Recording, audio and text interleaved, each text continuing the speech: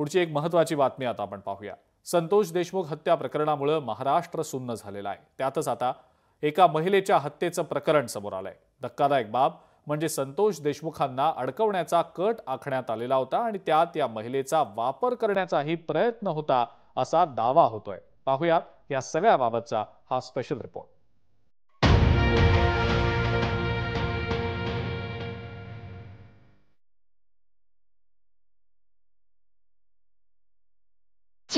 संतोष देशमुखांच्या बदनामीसाठी महिलेचा वापर।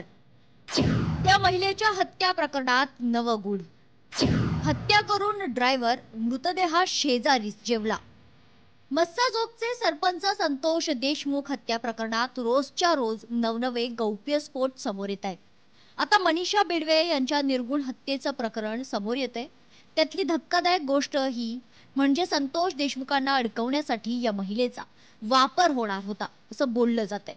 संतोष देशमुख यांचे एका महिलेशी अनैतिक संबंध होते, त्यामधूनच त्यांची हत्या झाली असा बनाव रचण्याचा कट पोलिसांनी आखल्याचं मस्साजोगच्या गावकऱ्यांनी म्हटलं होतं।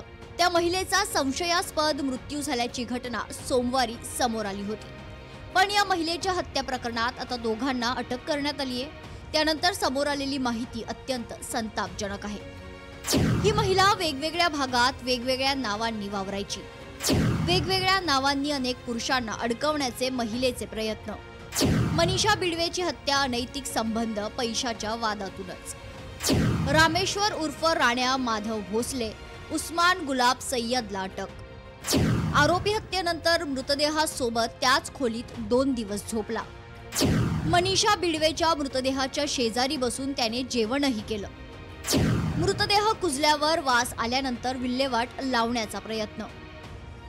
संतोष देशमुखांना ह्याच महिलेमार्फत अडकवण्याचा प्रयत्न होणार होता अशी जी माहिती होती ती आता कन्फर्म केली आहे। तर आताच्या घटनेला विनंती आहे तिथल्या पोलिसांना की कुठल्याही दबावाला बळी न पडता त्यांनी याच्यावर व्यवस्थित चौकशी करावी। अशा ज्या महिला यांचा वापर केला जातोय लोकांना अडकवण्यामध्ये, हे सगळं थांबायला हवं। आणि असे जर प्रकार झाले असतील की तो एक आरोपी त्या प्रेताबरोबर 2 दिवस त्यांनी काढले असतील, तर याच्यापेक्षा जास्त विकृत असं काय असू शकेल? माझं तर डोकं सुन्न होतं हे सगळं ऐकून आणि खूपच डिस्टर्ब व्हायला होतंय। दरम्यान या प्रकरणी भाजपचे आमदार सुरेश धस काय म्हणालेत पहा। SITच्या तपासामध्ये पुढे आलं आणि त्या महिलेचा जर खून झाला तर ती गंभीर बाब आहे। मग आता हे पुढचे पुरावे संपवायला सुरुवात झाली का? ही केस आम्हाला शेवटपर्यंत लढवायची आहे आणि ह्या सगळ्या लोकांना आनंद आम्हाला त्या दिवशी वाटणार आहे की हे सगळे आरोपी फाशीला गेले पाहिजे। फाशीला जाईपर्यंत आम्ही काही स्वस्त बसणार नाही।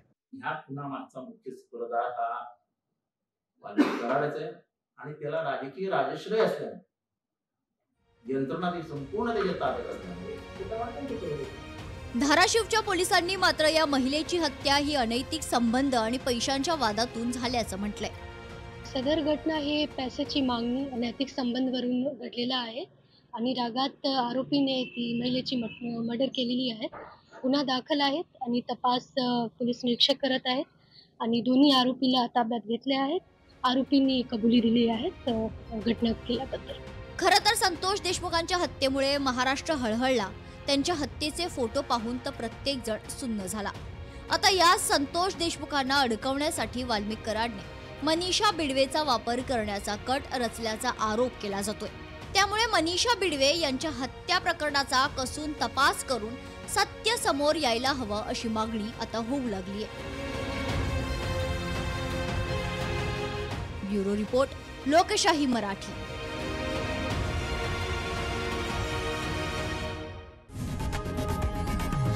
लोकशाही मराठी ऐका, पहा, जागरूक रहा।